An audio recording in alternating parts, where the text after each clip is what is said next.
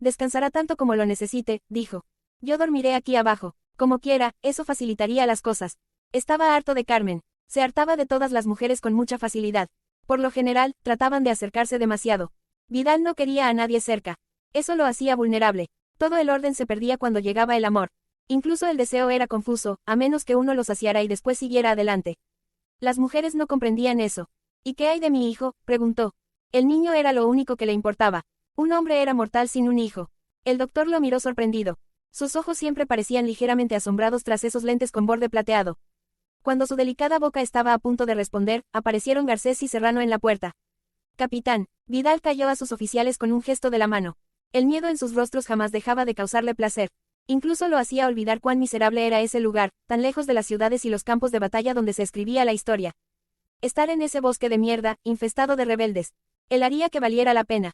Plantaría el miedo y la muerte con tal precisión que los generales que lo enviaron ahí se enterarían. Algunos de ellos habían luchado con su padre. Mi hijo, repitió, la impaciencia en su voz tan afilada como una navaja. ¿Cómo está? Ferreiro aún lo miraba con perplejidad. ¿Conocía alguna vez un hombre como usted?, parecía preguntar con la mirada. De momento no hay razón para alarmarse, respondió. Vidal alargó el brazo para tomar su gorra y un cigarro. Muy bien, dijo echando su silla hacia atrás, lo que quería decir lárgate. Sin embargo, el doctor seguía de pie frente al escritorio. Su esposa no debió viajar, capitán. No con un embarazo tan avanzado. ¡Qué imbécil! Una oveja no debía hablarle así a un lobo. Esa es su opinión. Mi opinión profesional. Sí, capitán. Lo es. Vidal caminó alrededor del escritorio lentamente, con la gorra del uniforme bajo el brazo. Era más alto que Ferreiro. Desde luego, Ferreiro era un hombre pequeño. Estaba perdiendo cabello y su barba rala lo hacía parecer viejo y patético. Vidal amaba el afeitado limpio y perfecto de la barbilla que una navaja bien afilada. Página 24 proporcionaba. Lo único que sentía por hombres como Ferreiro era desprecio. ¿Quién quiere sanar a los demás en un mundo que solo existe para matar? Un hijo, dijo con calma, debe nacer donde quiera que esté su padre. Idiota. Vidal se encaminó hacia la puerta, y el humo de su cigarro lo siguió a través de la habitación escasamente iluminada. A Vidal no le gustaba la luz, le gustaba ver su propia oscuridad. Estaba por llegar a la puerta cuando Ferreiro volvió a alzar su insoportable voz dulce. ¿Qué le hace estar tan seguro de que es un niño, capitán? Vidal se dio la vuelta y le sonrió, sus ojos negros como el hollín. Podía hacer que los hombres sintieran su cuchillo clavado en las costillas con solo mirarlos. Váyase. Se dio cuenta de que Ferreiro había sentido el cuchillo. Los soldados de guardia habían capturado a 2 hombres que cazaban conejos furtivamente después del toque de queda.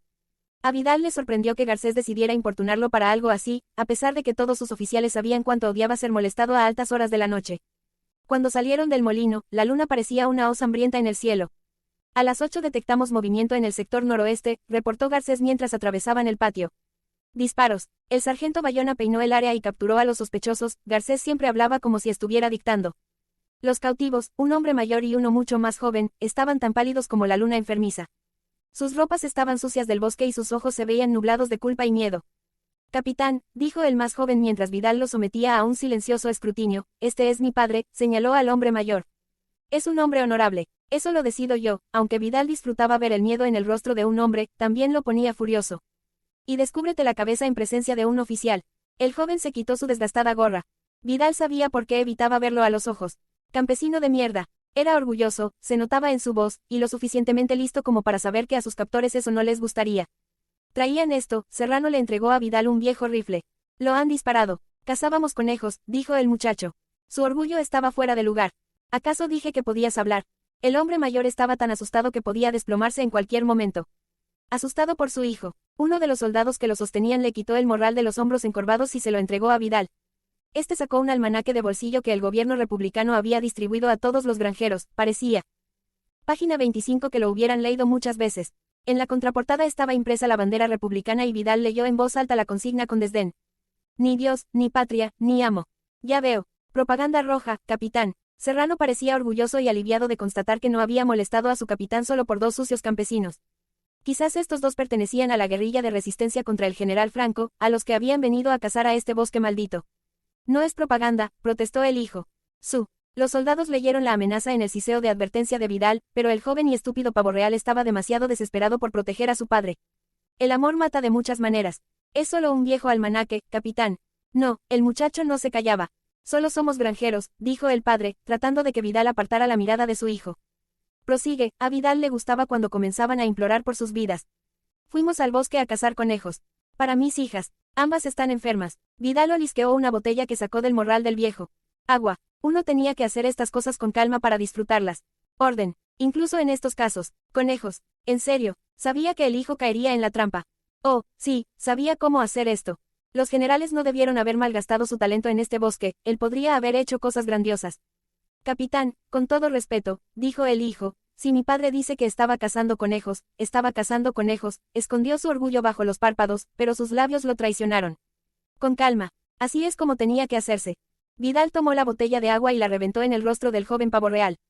Luego le clavó los cristales rotos en un ojo. Una y otra vez, deja fluir la rabia o de lo contrario te consumirá. El vidrio cortaba y destrozaba, convirtiendo piel y carne en pulpa sangrienta. El padre gritaba más alto que el hijo, las lágrimas corrían dejando surcos entre la mugre de sus mejillas. Lo ha matado. Lo ha matado. Asesino. Vidal le disparó en el pecho. No era un gran pecho, las balas encontraron pronto su corazón. 2 balas atravesaron sus ropas harapientas y mugrosas y sus huesos de cartón. El hijo aún se movía, con las manos cubiertas de su propia sangre, pues las presionaba contra las heridas abiertas de su rostro. ¡Qué desastre! Vidal le disparó. Página 26 también. Bajo la hoz pálida de la luna. El bosque observaba tan silenciosamente como sus soldados. Vidal se limpió las manos enguantadas con el morral y luego lo vació en el suelo. Papeles. Más papeles. Y 2 conejos muertos. Los recogió. Eran raquíticos, puro hueso y pelaje. Quizás un caldo podría salir de ahí. Para la próxima aprende a registrar a esta gentuza como se debe antes de venir a tocar a mi puerta, le ordenó a Serrano. Sí, capitán. Qué rígidos se quedaron todos ahí, como estatuas. ¿Qué? Vidal los desafió con la mirada. Tenía carácter, sí. ¿Qué estaban pensando ahora, observando a los 2 hombres muertos a sus pies? Que algunos de sus padres y sus hermanos eran campesinos también. Que también amaban a sus hijas y a sus hijos. Que algún día les haría lo mismo a ellos. Quizá. Todos somos lobos, quería decirles. Aprendan de mí. Página 27. Página 28. H. Había una vez un escultor llamado Sintolo. Servía a un rey en un reino subterráneo, tan profundo que ni los rayos del sol ni la luz de la luna podían encontrarlo. Llenaba los jardines reales con flores esculpidas con rubíes y fuentes esculpidas con malaquita. Tallaba bustos del rey y de la reina tan realistas que todo el mundo creía que era posible escuchar su respiración. La única hija de los reyes, la princesa Moana, amaba observar al escultor mientras trabajaba, pero a ella Sintolo nunca logró esculpirla. No puedo estar quieta tanto tiempo, Sintolo, decía la princesa. Hay demasiado por hacer y tanto que ver. Un buen día, Moana desapareció. Y Sintolo recordaba cuán a menudo le preguntaba ella por el sol y la luna, y si sabía cómo se veían por encima del suelo los árboles, cuyas raíces envolvían el techo de su habitación. El rey y la reina tenían el corazón tan roto que en todo el reino subterráneo se escuchaba el eco de sus suspiros y sus lágrimas cubrían las flores del escultor como rocío. El fauno, que los aconsejaba sobre todo lo relacionado con las bestias y las cosas sagradas que respiraban en el subsuelo, mandó a sus mensajeros, murciélagos y hadas, conejos y cuervos, para traer a Moana de regreso, pero ni todos esos ojos pudieron encontrarla.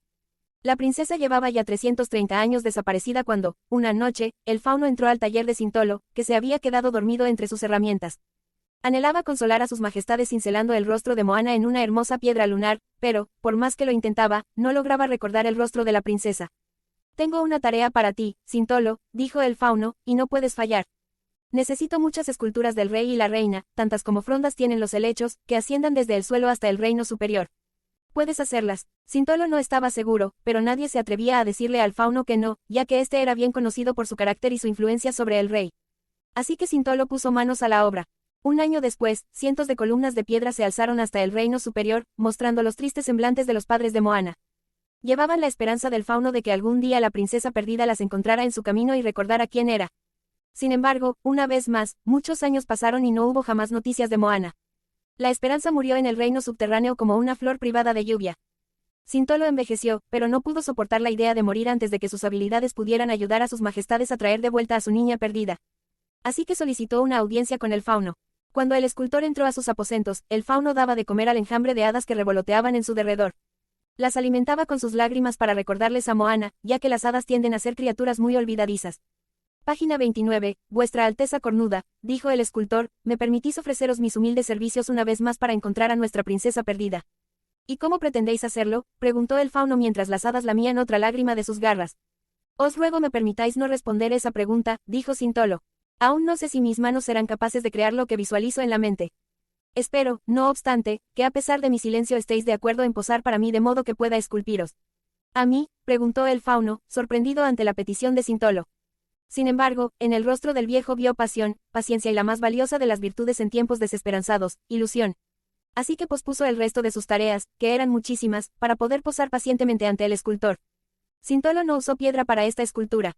Talló la figura del fauno en madera, porque la madera siempre recuerda que alguna vez perteneció a un árbol vivo, vivo y capaz de respirar en ambos reinos, el de arriba y el de abajo. 3 noches y 3 días le tomó a Sintolo terminar la escultura, y cuando le pidió al fauno que se levantara de la silla, también el fauno de madera se puso de pie. Pedido el que la encuentre, vuestra alteza cornuda, dijo el escultor. Prometo que no descansará ni morirá sin encontrarla. El fauno sonrió al darse cuenta de otra rarísima cualidad en el rostro del viejo, la fe. Fe en su arte y en lo que su arte era capaz de lograr. Y por primera vez en muchos años, el fauno se arriesgó a renovar su esperanza. Pero hay muchos caminos en el reino superior, y aunque la criatura del escultor atravesó bosques y desiertos y llanuras y montañas, le fue imposible encontrar a la princesa perdida y cumplir la promesa de su creador. Sintolo estaba devastado, y cuando la muerte tocó a la puerta de su taller, no le pidió que se fuera sino que la siguió, ansiando olvidar su fracaso en la tierra de la desmemoria. La criatura de Sintolo sintió un dolor agudo por la muerte de su creador. Su cuerpo de madera, envejecido y curtido por el viento y la lluvia y los miles de kilómetros que había atravesado en su búsqueda, se quedó rígido de tristeza y sus pies fueron incapaces de dar un solo paso más. 2 columnas se alzaban desde los helechos que bordeaban el camino que había seguido, mostraban los rostros tristes del rey y la reina, a cuya hija había buscado en vano por tanto tiempo. Decidida a encontrarla, la criatura se arrancó el ojo derecho y lo dejó en el camino del bosque. Luego caminó con dificultad entre los helechos y se convirtió en piedra junto al rey y la reina a quienes había fallado, con la boca abierta en un último suspiro petrificado. El ojo, testigo eterno de las habilidades del viejo escultor, yació sobre el piso mojado por incontables días y noches, hasta que una tarde 3 coches negros cruzaron el bosque. Se detuvieron bajo los viejos árboles y una niña salió de uno de ellos. Caminó hasta tropezarse con el ojo que Sintolo había esculpido, lo recogió y... Página 30 miró a su alrededor para ver de dónde provenía. Vio las 3 erosionadas columnas, pero no reconoció los rostros en ellas. Habían pasado demasiados años ya. Se dio cuenta, sin embargo, de que a una de las columnas le hacía falta un ojo. Así que cruzó el camino de helechos hasta detenerse frente a ella, la que alguna vez fue el fauno de madera de Sintolo. El ojo que levantó en el camino encajó perfectamente en la cavidad del rostro dañado por las inclemencias del tiempo y en ese momento, en una cámara subterránea bajo los pies de la niña, tan profunda que solo los árboles más viejos podían tocarla con sus raíces, el fauno levantó la cabeza. Por fin, susurró. Arrancó una flor rubí de los jardines reales, la puso sobre la tumba de Sintolo y envió a una de sus hadas a encontrar a la niña. Página 31. Vi. En el laberinto. El sonido de unas alas que revoloteaban despertó a Ofelia. Un crujido seco y quitinoso, furioso, breve. Luego, el aleteo de algo que se movía en la oscuridad. Las velas se habían acabado y el fuego de la chimenea se había extinguido. Hacía mucho frío. Mamá, susurró Ofelia. Despierta. Hay algo en la habitación. Pero su madre no despertó. Las gotas del doctor Ferreiro la habían hecho caer en un sueño profundo como un pozo, y Ofelia se sentó, tiritando de frío a pesar de que aún llevaba puesto el suéter de lana sobre el camisón. Escuchó con atención. Ahí. Ahora estaba justo sobre ella. Ofelia hizo a un lado las mantas para encender la luz, pero de inmediato volvió a subir las piernas a la cama cuando sintió que algo la rozaba. Y entonces la vio. El hada insecto estaba sentada al pie de la cama. Agitaba sus largas antenas, sus larguiruchas patas delanteras hacían gestos y su boca chirriaba suavemente en un idioma que, Ofelia estaba segura, provenía de los cuentos de sus libros. Contuvo la respiración mientras la criatura alada bajaba de la cama y se precipitaba sobre las mantas con sus patas rígidas. Atravesó el vasto campo de lana para finalmente detenerse a menos de 30 centímetros de Ofelia, que se sorprendió al darse cuenta de que todo su miedo había desaparecido. Así es, se había ido. Lo único que sintió fue felicidad, como si un viejo amigo la hubiera encontrado en esa habitación fría y oscura. Hola, susurró. ¿Me seguiste? Las antenas se sacudieron y los extraños chasquidos que emitió su visitante le recordaron la máquina de coser de su padre, y la aguja que golpeaba suavemente contra un botón mientras confeccionaba un nuevo vestido para su muñeca. Eres un hada, ¿verdad? Su visitante parecía no estar segura. Espera. Ofelia tomó de la mesita de noche uno de sus libros de cuentos de hadas y comenzó a hojearlo para dar con la página que mostraba la silueta de papel negro que le gustaba observar tan a menudo. Aquí, le mostró el libro abierto a su visitante. ¿Ves? Esta es un hada. Página 32. Bueno, si la niña eso pensaba. La visitante de Ofelia decidió seguirle el juego. Se incorporó sobre sus patas traseras y, dándole la espalda a la niña, hizo que desaparecieran sus antenas y que su cuerpo largo y seco se asemejara a la diminuta mujer de la ilustración. Al transformarse, dio a sus alas una forma ligeramente distinta, hizo que parecieran hojas. Luego levantó las manos, ahora humanas, y, rozando sus puntiagudas orejas con sus dedos recién nacidos, comparó su nueva silueta una vez más con la ilustración. Sí, la metamorfosis era todo un éxito. De hecho, este cuerpo podía incluso resultar uno de sus nuevos favoritos, con todo y que en su vida inmortal había adquirido innumerables formas. El cambio era parte de su naturaleza.